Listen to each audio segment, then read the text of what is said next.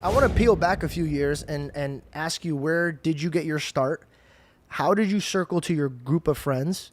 And then are you where you wanted to be yet? Or is there something still on your heart that you like want to tackle? I always ask in threes. I got to stop doing that. And then I was going to say, I was like, wait. The guest always goes, and they start writing it. Let's start with one. How did you peel back? How did you get into this game? Man, okay, so it's a crazy story, and you might know a few people that are involved in this. Amazing. Maybe. I think you do. So it all started, I grew up in Hawaii. So Oh, wow. Yeah, I'm not born and raised, but I moved there when I was 3 years old. Lived there until I was 15. Then I moved to LA to do this stuff. Well, I got to ask you a quick question. Yes. What's it like living on an island versus It's amazing. here? So you like it better there? The growing up part was amazing. I couldn't pick a better place to grow up. I didn't pick it, but I couldn't have. Nowadays, I couldn't have chose a better place to grow up.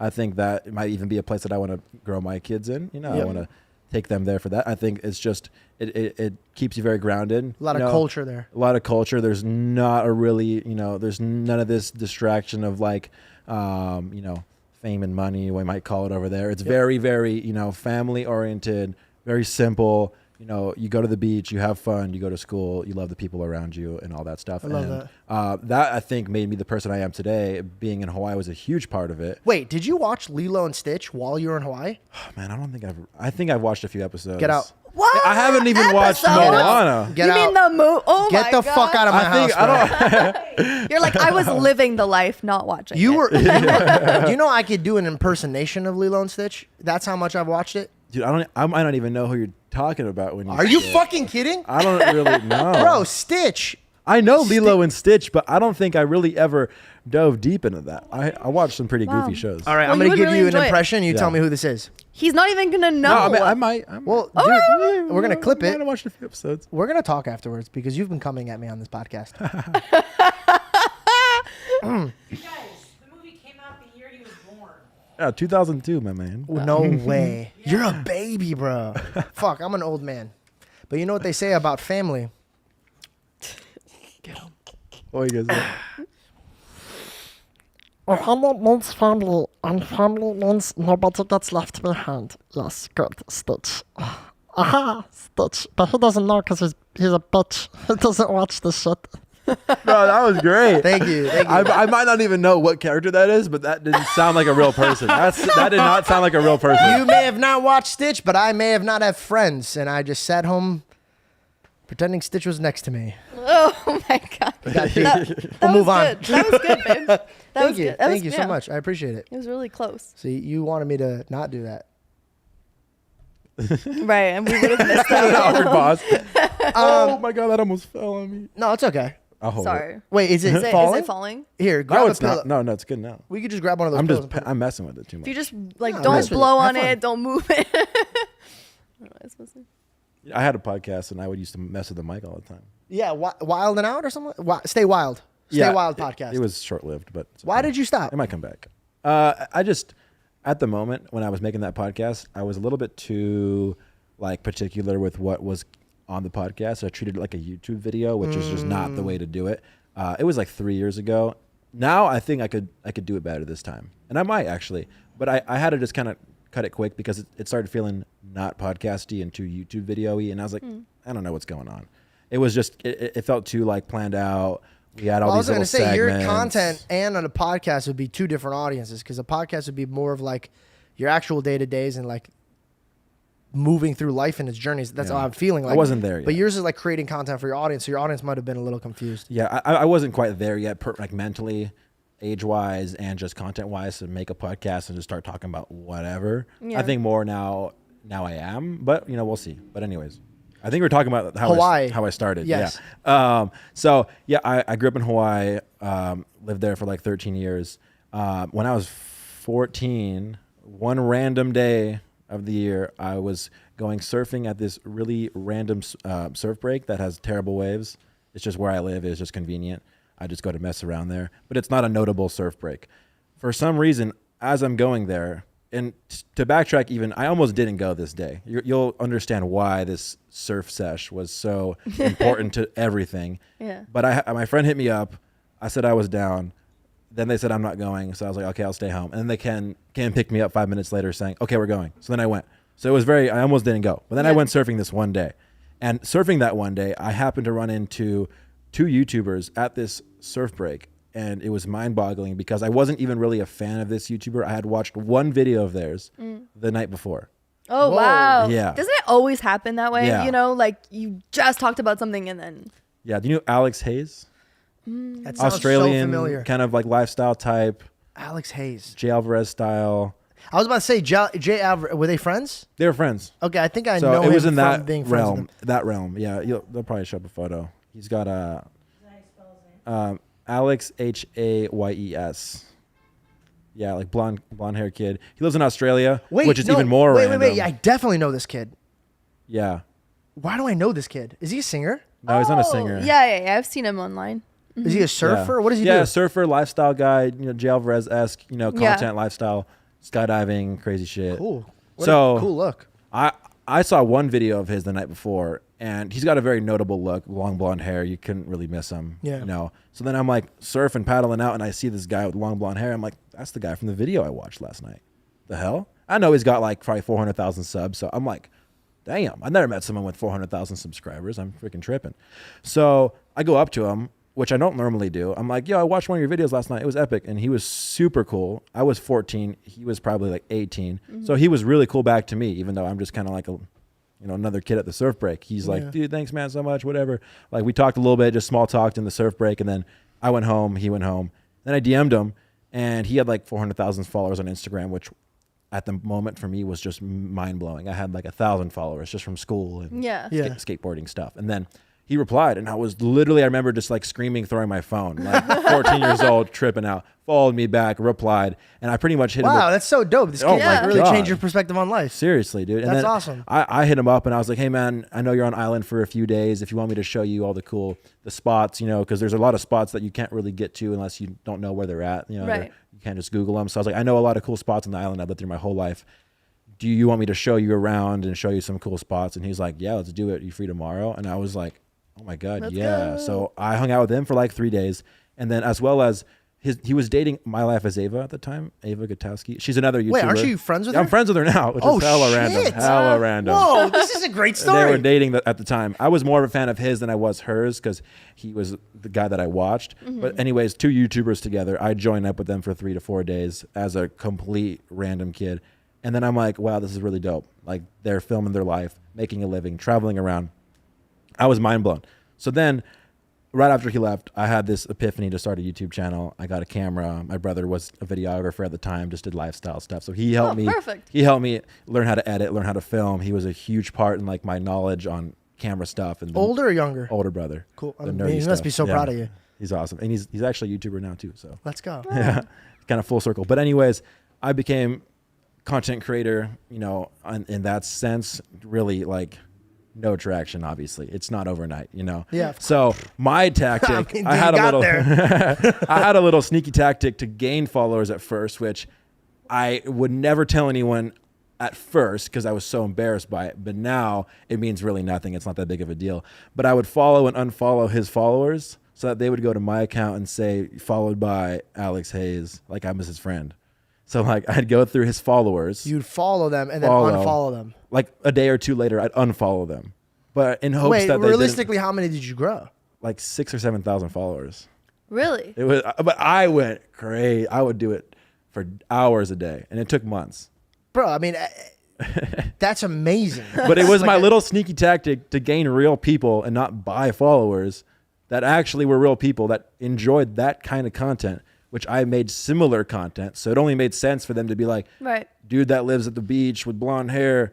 Oh, I'll follow him too. He's friends with the guy that I just followed. Yeah. So I like stole a lot of his, 6,000 of his followers, didn't steal them, but Yeah. I brought him over to borrowed my page. I borrowed him, and I'm pretty sure I told him that now. But then anyways, that got me to 6,000 or 7,000 followers, which gave me, I guess, enough traction to become on the Explore page on Instagram when that was a thing. So now I'm on the Explore page on Instagram because I'm getting 4,000 likes, maybe 2,000 likes, enough to get on the Explore page. I And the guess. Explore page, for anybody who doesn't do social media, once you get onto like an Explore page, it's anybody could. It's yeah. a billboard. So like, if you're creating good content, there's a great chance that if you're actually doing it right, you could start a name for yourself.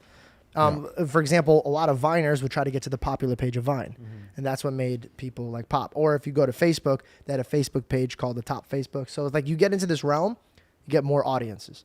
So genius. Yeah. So how did you connect? So you grow your own audience. Did you move to LA yet or no? No, I'm still in Hawaii. Lifestyle only content, beach, surfing, hikes, all that kind of stuff. Nothing to do with like mainstream YouTube at all. It's just solely like Hawaii vlogs. Got it. And I'm not even really in front of the camera sometimes because I'm too shy. So I'm filming my friends, like peeking around the corner, like, all right, we're at the beach now, and then putting the camera back because I like couldn't talk in front of the camera to save my life. I hated it. Really? Yeah, it was like terrible. Not even in front of my mom. Like she couldn't be in the car when I was like trying to vlog. Yeah. I'd have This to is have her leave interesting. the car. This is interesting. I've never met somebody at your level that didn't want to be in front of the camera at first. No, not at all. I hated it. I Every really single tried. person that's in your position right now is like, I could do it. I forced myself to want to be in front of the camera, and it was rough. Before I did YouTube, I was doing skits, and all the YouTubers would be like, bro, you got to do YouTube. Your like personality is like really good for YouTube.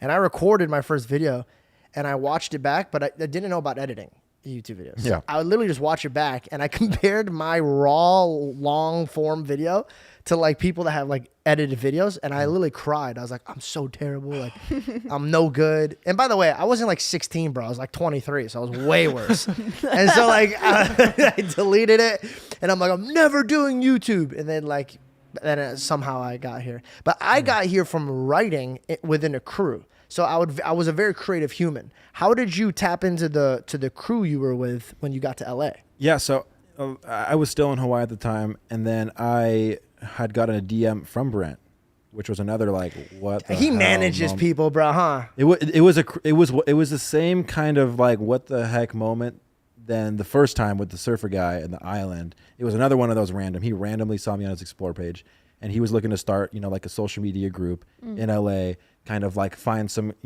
good talent to be in videos, people that had consistent work ethic. I was posting weekly vlogs with really no return, no views, but I was doing it because I loved it. So I think he was looking for talent to kind of be in this like filming group, social media group, and he reached out to me, and then I'm like, what the hell? This guy has like 4 million followers. I'm like, oh my He's god, crushing it now. like, yeah, it's nuts. So then obviously replied, and we messaged back and forth. Then ultimately he was like, hey, I live in Huntington Beach. Would you be willing to like come out here one of these days and like be in a video or something? And I'm like, I live in Hawaii.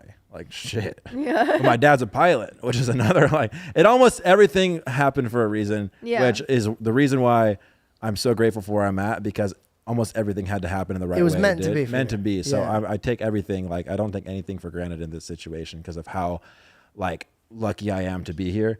My dad was a pilot, so I was very fortunate enough to fly back and forth to California and Hawaii for free, which is normally like $500 bucks. I love your heart, bro. Your heart is very genuine. Like like a lot of people would just take and be like, I don't care, it's mine, it's whatever, I earned it. And you every step of the way, you're like, oh, I'm grateful for that. I'm grateful for that. And let me tell you something, bro. If you keep that same mindset and keep that same heart, you're gonna be happy and you're gonna have such a beautiful home. Just promise me you'll keep that mindset, 100%, bro. That'd be great. Your parents Thank did you. an amazing job on you. Thank you. That's awesome. I'm sorry to cut you off. No worries, man. Yeah. So then my dad was a pilot. I got free flights between Hawaii and LA, which was insane. I would come out every other weekend. I was Damn! in ninth That's grade. great, yeah. Yeah. Dude, for Oh, a in ninth kid, you're grade? going. Wow. This is the sweet life of Zach and Cody type shit, bro. This is awesome. My mom didn't work on weekends, so she'd come with me, obviously. Oh my God. And they invested a lot of time and money into like really, really like giving me this opportunity. And it would not, it would not have been possible without their investment into like, me wanting to do this. 100%. My mom came out here. My uncle lived out here, so we would stay with him and we would rent a car and we would drive down for a few days and whatever, back and forth. And then at one point, it came time where I was trying to convince them to let me move out here because it kind of became like something where it could be really cool. Yeah. Nothing was for sure. How though. old were you when that happened? I was 16. So I'm in the summer between 9th grade and 10th grade, and I'm trying to make this decision of like go to 10th grade in high school. In Huntington. No, I would be online school. Oh. But it was like go to 10th grade in Hawaii or move out to Huntington and be online schooled because it would be a little too tricky. So my mom and my brother was going to college at the time, or about to go to college. She moved out to California with me to help get in-state tuition for his college so it'd be cheaper. But she really tells me nowadays that it was more just to get me out here. That was like her way to convince my dad to let me move out here because he was the harder one to convince in the beginning. My mom was always like, let's do it. My dad was a little bit harder to convince. The whole in-state tuition for college was a great way for my mom to convince my dad to move out here. So we moved to West Hollywood. When Your I was whole family moved? Just me and my mom. Okay. When I was 16. But I would fly, and I kid you not, I would fly to Hawaii every Friday and spend the weekend. I would fly to Hawaii every Friday, spend Friday, Saturday, Sunday, Monday in Hawaii, and then fly back on Monday every single week. And my mom would work in LA for like 2-3 days as a dental hygienist. We'd fly back to California because my parents are still together. So she can't just leave forever. Yeah. They want to still be together. So we're flying back every single week for like a year. I spent like I did the math, like a seventh of my life on the plane. But this is what it takes. Yeah. And it ended up paying off because at one point I obviously was old enough where I could stay out here on my own. My mom could go back to my dad. It obviously put kind of a big strain on their relationship. Obviously going from being together full time to now half the time they're kind of together. And it's like, a very tough thing for my parents to do, but I credit it all back to how much they were willing to give me this opportunity and invest into like me wanting to move out to LA because I'm 16. I can't do that by myself. That's just not physically possible. My parents could have put an end to it and I'd have no choice, but they're super cool to let me do that. So I moved out here, whatever. And then I started the whole, social media stuff with Brent, and he gave me. Does your mom still live out here? She's in between Tahoe, Hawaii, and here. And your pop's still in Hawaii? My pops is still in Hawaii. Got it. He doesn't want to leave Hawaii. He's actually planning on moving out here. He might have like some sort of like job with Amazon maybe. So that'd be awesome. That might base him out here. So he's with Hawaiian Airlines, which is you can't leave. There's only one base, which is in Hawaii. So Got it. he'd have to kind of find a new job to be able to move out here. And he's trying to figure it out. But luckily, I'm able to see them a lot with the flight benefit. That's been huge, huge, huge. So then I came out here to California, and then I was able to kind of get my start with having Brent as my mentor, who gave me a huge, like under his wing, and just kind of brought me into like all his knowledge and his his crew and his friends, and I kind of just like was just like shadowing him for years and years and years, and then started my own thing, and then took the opportunity that he gave me and did my own thing with it, and then here I am now today. So crushing it. Wow. Thanks, man. That's so awesome. Yeah. What a great backstory. Way deeper than I thought it would be, to be honest. I thought you were like a Huntington kid, and then Brett and you were friends growing up, and you're like, let's just do this. Are you guys still working on any projects together? Yeah, we shoot videos here and there together. We've definitely I'm at the point where I've gotten like established as a creator where I have to kind of do my own thing sometimes, of course, and we're still like very much in the same realm of filming, but I would say it's kind of like to the point where at one point I have to I have my own space, my own team, and that requires a lot of time on my end, so I can't have as much time into like seeing everyone all the time and filming with everyone. So are you ever planning on doing the Brent Rivera of like scouting kids and like seeing if they're I've thought about it. That's its own job, bro. Yeah, it is. It is, and it can pay off a lot in both ways. Like I would say that Brent gave me an opportunity like none other, and I wouldn't be here today with that initial start. And as well as having me, I think he gained a lot from it too. Just having another person in videos that can kind of come up with you, and then he has this kind of group, this reoccurring character group in his videos. So there is a lot of benefits of having these reoccurring characters, of course, in your videos, and your friend group is very established and it's not wishy-washy all the time. I think people can really latch onto that, kind of like the TV shows you mentioned, like Friends. It's a cast. You can really latch onto those characters, and I think that's important to have in a successful YouTube channel that's trying to make that kind of content. So I'd say I'm open. I'm just trying to feel it out right now and film with the people that I'm filming with, and it's definitely an opportunity that I wouldn't like just put aside.